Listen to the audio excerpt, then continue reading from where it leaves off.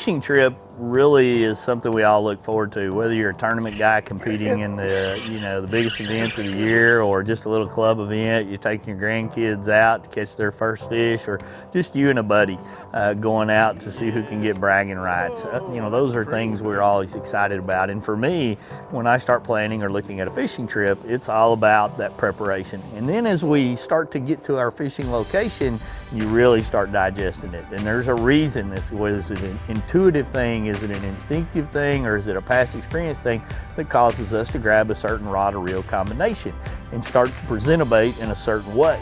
And when we don't get bites, do we think, well, the fish aren't biting, or are they not there?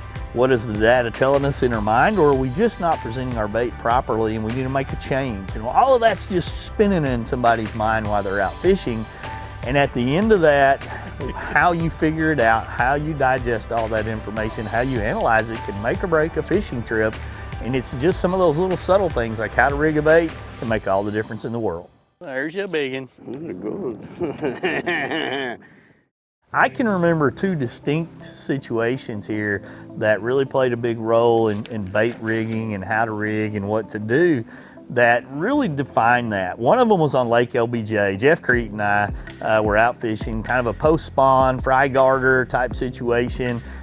We were using Finesse worms and the squirrel tail worm, both from Big Bite Baits, and we were basically fishing the Neko Rig, a chicken rig. I mean, there's a lot of different nicknames for that rig that you're doing, and we were just basically taking a little weight, putting it in the nose of the bait, a small hook, skipping it up around docks and around bulkheads, and fishing it on semi-slack line, basically letting it fall subtly. And as that bait shimmers down, I mean, it's got a lot of wiggle. Both of those, the Big Bite Finesse worm and the squirrel tail worm, they've got great action just however you rig them. But in this type of situation with that light line and that light weight, they really shimmer. You can make them dance on the bottom. You can shake it, move it around. I mean, there's just whether you're fishing it, like I said, on a deadfall or you're shaking it, there's a lot of things going on there. The fish are coming up and just sucking that in. You just kind of get heavier, your line does, or you can see a little flash out there and you pull into them. And we were literally catching 1 to 7 pounders that day, and it was a phenomenal fishing trip.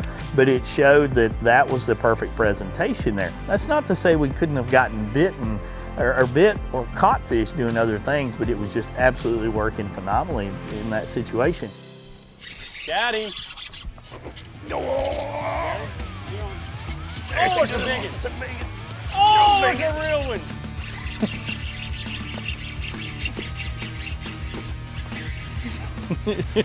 It's our show fish. Here he comes.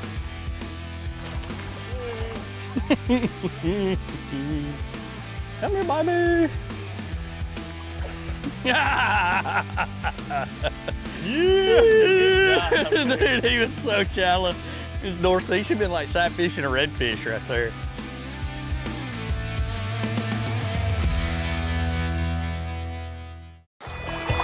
We know if you found one crappie, you may have found 1,000. We know the joy of getting your boots back in the mud. We know the journey can be more rewarding than the destination.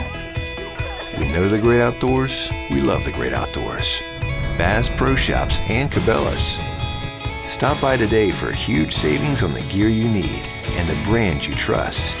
Plus free 2-day shipping at basspro.com and cabela's.com. Groundbreaking designs, unsurpassed quality, and unshakable confidence. Welcome to the Ranger Z500 and Z100 series. Leading the industry for over 50 years, these rigs are custom crafted and loaded with more features and advantages to deliver the ultimate ownership experience. The legendary Ranger Z series. Unleash next level performance.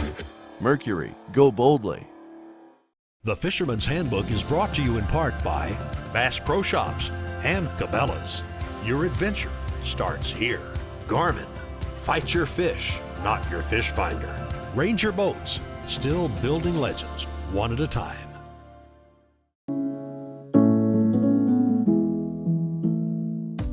As we went to break, Wade was highlighting how he and good buddy Jeff Kriet were fishing the big bite bait squirrel, tailworm, and finesse worms on a Neko rig around docks for suspended fish. Now Wade's going to change up the rigging technique, but use the same style worms to catch fish in a different scenario. Now fast forward about a week later, I was on Pickwick Lake fishing some bulkheads, fishing rocks, fishing some marina tie for big barges and poles, kind of junk fishing, lack of a better word. Had the same baits tied on, but by looking at my electronics and looking at the conditions, it just looked like everything was on the bottom, relating tight to structure. I needed to get to the bottom and drag something around. There were little brush piles there, some rocky things there that I could see, and I was basically taking a combination of a lead shaker and a tail shaker by Secret Lures, the exact same soft plastics, the Big Bite Baits Finesse Worm and the Big Bite Baits Squirrel Tail, and I would throw it out there and just basically hold my rod high and let that bait fall right into that. And then I would just sit there and shake that bait on the bottom, and those fish would boop, and they'd hit it, and the line would just kind of swim off. This little guy munched on it. I lose my worm there, critter. You're not very big, but you sure bit it. I'm using the same bait. I'm using basically the same rod and reel combination. I'm just using a different rigging technique to be able to produce those bites. And so at the end of the day, 2 successful trips, identical baits, but different ways to rig them. One up here by the barge. Oh, that's a nice one by the barge. Come here, buddy. You can kind of see behind me, we're actually at the Port of Florence right here. Blinking around. Oh, that's a fatty right there. Look at that guy. That's fun. And you've got boat docks and rocks, and it's all man-made in here where they've come in and made it so that these barges can come through here and do what they need to do. And that little guy there is just on the edge of one of these little rocky drop-offs. That's so fun. Let's go back in there.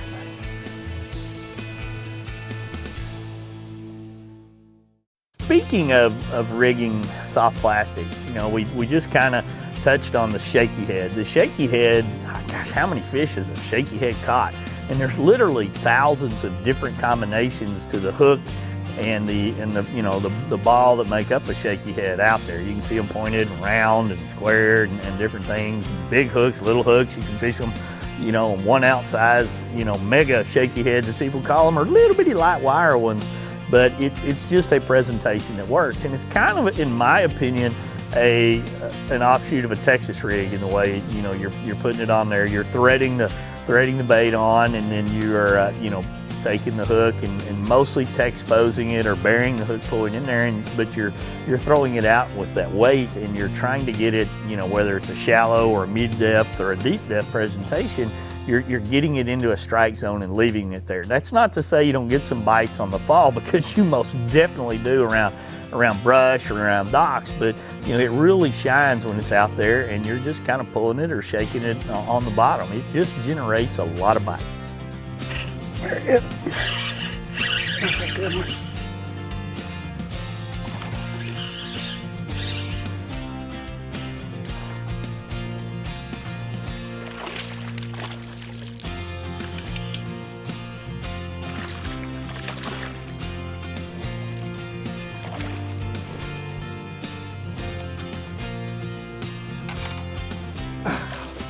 A nice one. A lot of times you get in really clear water, you can't get bites on anything else. A shaky head right here, a little over 3.5 pounder. That's a nice fish. That's awesome.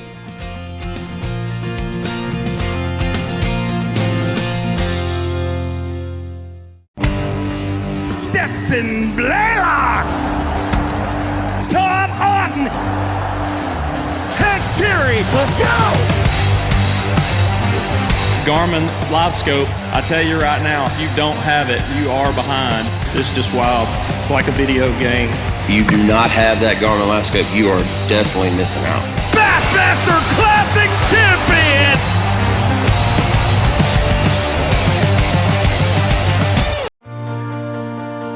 Your time on the water is precious.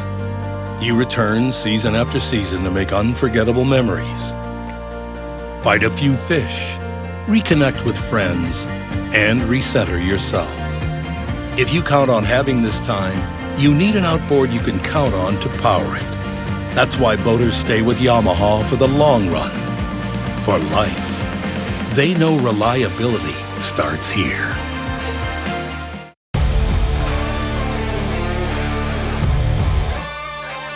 From sun up to sundown, day in and day out, we work hard. We play hard. And to keep us going during those long hours, we demand performance.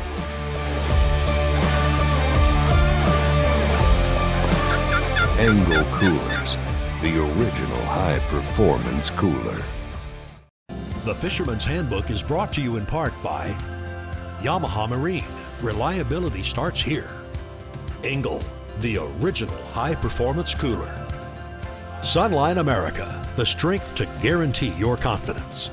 And by Big Bite Baits, designed to bring the big bite to your line. Soft plastics come in what? 100 million different sizes, shapes, and colors and combinations out there, designed to catch everything from marlins to crappie.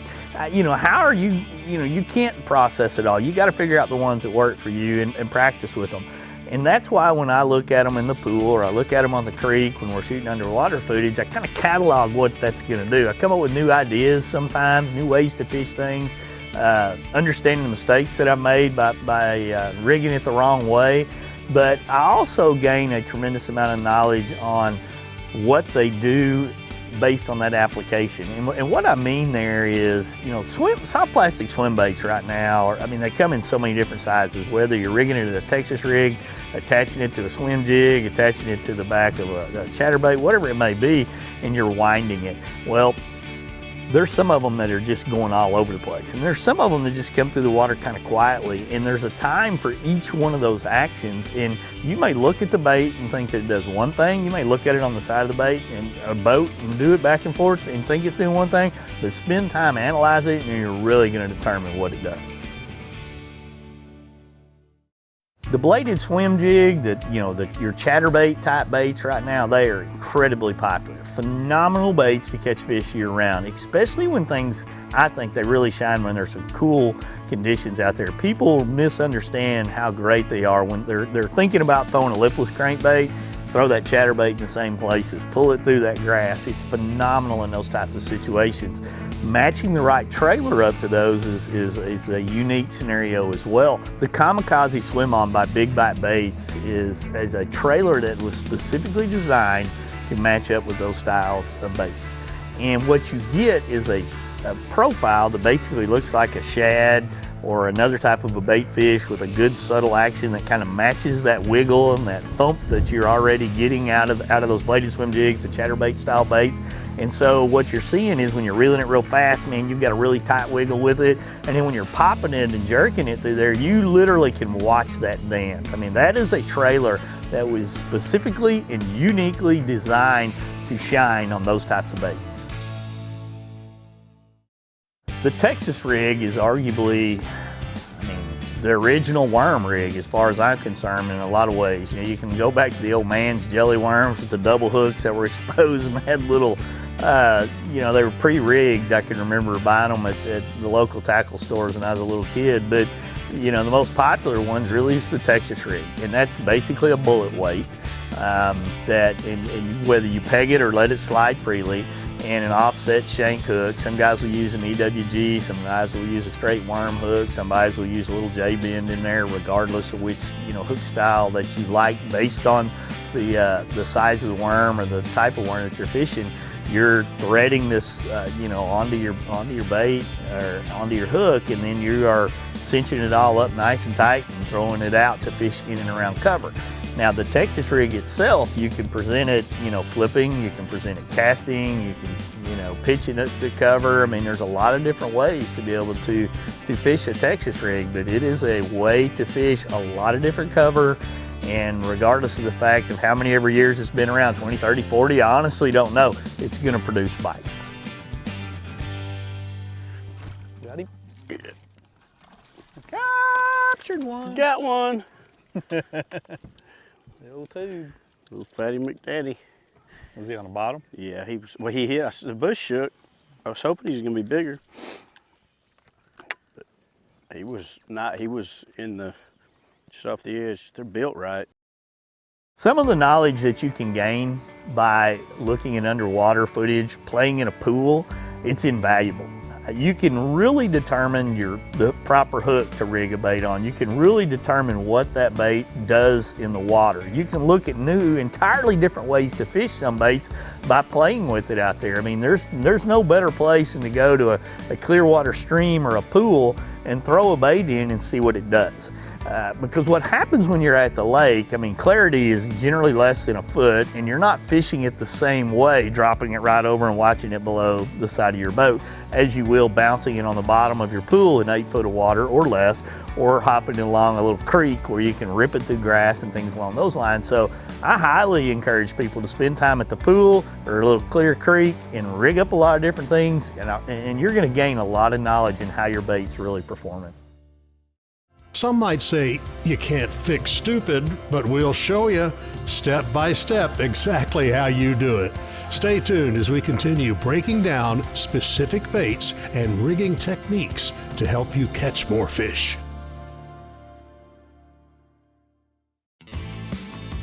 You know that guy that's always bringing in big ones from offshore? He's got secret lures. That guy that can pull out his spinning rod and start catching them when you can't buy a bite. He's got secret lures. What about that guy that can follow you down the bank and catch what you left behind? He's got secret lures. Oh, yeah, good one. If you're ready to be that guy, get your secret lures today at secretlures.com.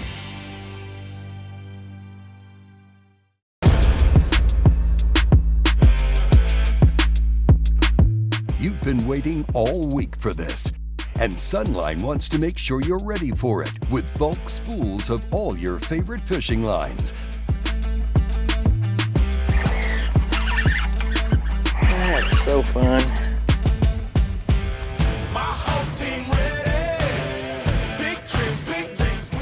Bulk up with Sunline. The Fisherman's Handbook is brought to you in part by Power Pole Total Boat Control, TH Marine, from transom to trolling motor, and by Secret Lures. The secret is out. Finesse fishing has really become a buzzword in the last few years, and I think it's because there's so much fishing pressure right now in the United States. Any body of water that you go to, there's more boats now than there's ever been. And so we as fishermen have had to adapt and adjust and find new ways to catch them.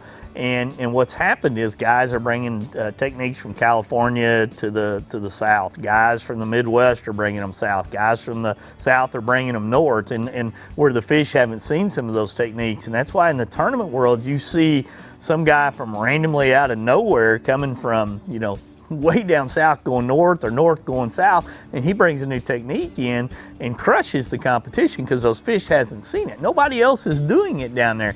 And that's a unique thing that happens a lot in fishing. And it's not that that technique is brand new, it's been around a long time, just never was exposed to those fish. And one of those techniques that has really, it's been around a long time, been several people qualify for the Bassmasters Classic because of using this technique and rigging, is the Stupid Tube by Secret Lures. And there's several other brands out there that have tubes and jig heads, you know, kind of like it, but they don't have the exact head that gives you the perfect rigging scenario so you don't get hung up. So we're gonna learn a little bit more about the Stupid Tube and how to rig it now.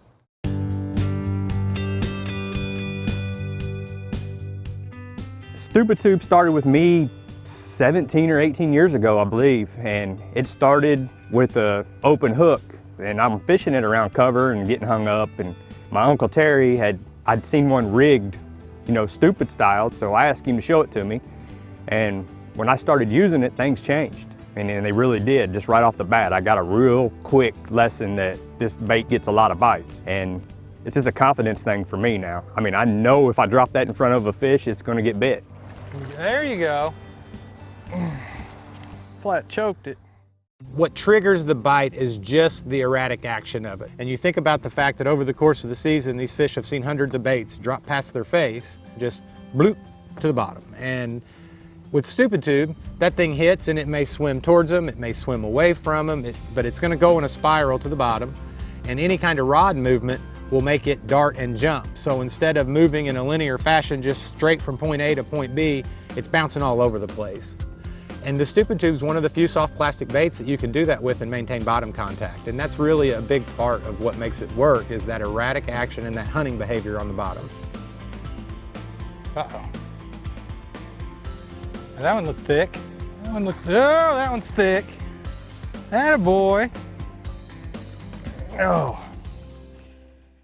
First thing I can suggest to people is before you ever poke a hole in your tube, take a look at where your jig head hook needs to be coming out of your tube. If you do it correctly, that hook should lay flat on the back of the tube. What worked out well for me was to look at how a jig head matches up with my thumb size. I know if I grab that thing roughly the length of my thumbnail, I'm gonna come out in the right spot. If I hook my finger, I went too far forward. If I miss my finger, I'm too far back. Then I go and I make sure I'm centered in the middle of the tube. Once I've got that center, I'll grab a hold of it like this.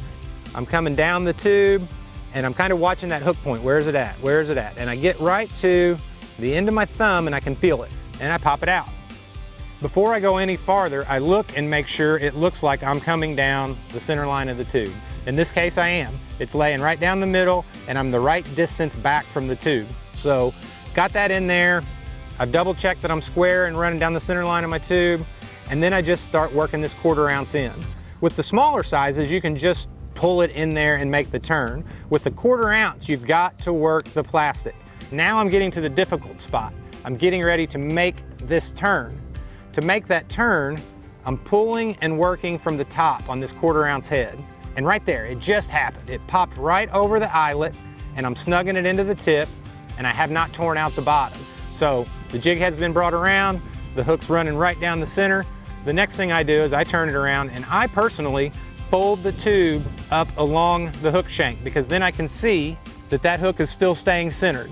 Follow it all the way up and all I'm doing is pushing the butt of that tube up towards it. So now I'm gonna pop that through and start working it around. That's about as good as you're gonna see. And if you notice, that hook point's already laying flat on the back. If your hook point is sticking up at a 45, you have succeeded in making a stick and rock and dock snagging machine. But if you've got it laying flat, you've got what we intended for you to do. And the last thing I do is I double check and I make sure I've got my plastic centered up on the tip and then I pop the eyelet out. That too is ready to go. Man, I enjoy the fact that we're helping people catch fish. Right. You know, it sounds cliche or kind of hokey, but at the end, it is, because I hated that we were giving up a secret when in the beginning days. Right. But to people come back and say, hey, I done well, or I done this and done that on it, yeah, that's almost as good. Not quite as good, but almost. We talked earlier about how competitive we are, and I feel the same way. I get it, right? Like I would love to not have anybody know about this thing, but we're doing it a little different and we're sharing it, and your story has gave us a way to introduce them to a bait. Right. And that's a cool thing. And I know that we pulled the cover back on something that you guys have done a pretty good job of keeping to yourselves for a long, long time. Soft plastics are such an important tool to our bass fishing tackle, as well as other species. And if you take the time to understand the nuances and how to rig it, it's really going to pay off. And don't be afraid to create some new ideas, because who knows when the new rig, you're going to be the guy that comes up with the next wacky worm out there, or the next, Neko Rig, or the next chicken rig, or the next, kamikaze swim on, or the next way to rig a stupid tube. There's so many different nuances out there none of us know. So spend some time, learn new things, but always remember, properly rigging a soft plastic is going to pay off more times than not. Thanks for watching this episode of the Fisherman's Handbook. This has been a Carico TV production. I got my power pole down, stuck in the mud in the bottom of the lake, sitting so still in the wind and the waves, could even be a hurricane. I got my power pole down.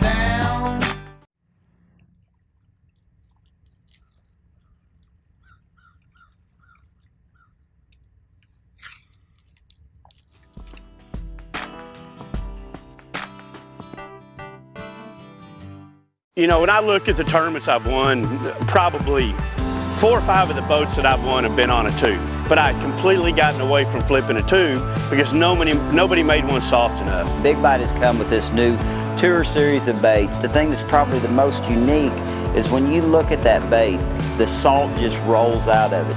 And to me, that is the reason a fish bites a tube and hangs on to it. This isn't one of those let's go out and catch some smallmouth tube. This is a let's get it done tube.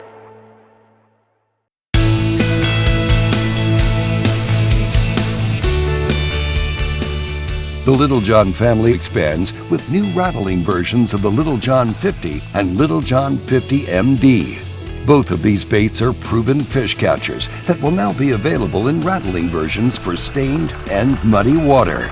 They feature the same great action and diving depths as the original 50 and MD sizes.